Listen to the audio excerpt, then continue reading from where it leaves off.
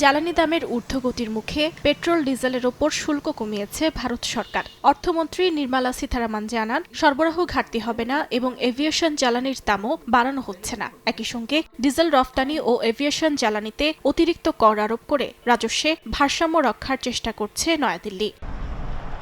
Iran যুদ্ধের জেরে যুক্তরাষ্ট্রের বাজারে তেল গ্যাসের দাম বাড়ছে দ্রুত।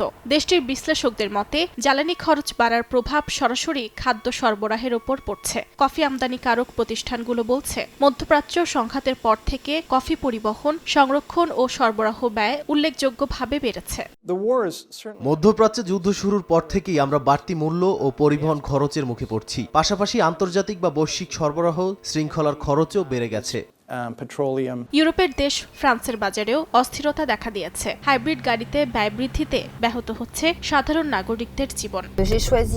গেল 10 দিনে গাড়ির জ্বালানির দাম প্রতি লিটার প্রায় 30 সেন্ট বৃদ্ধি পেয়েছে।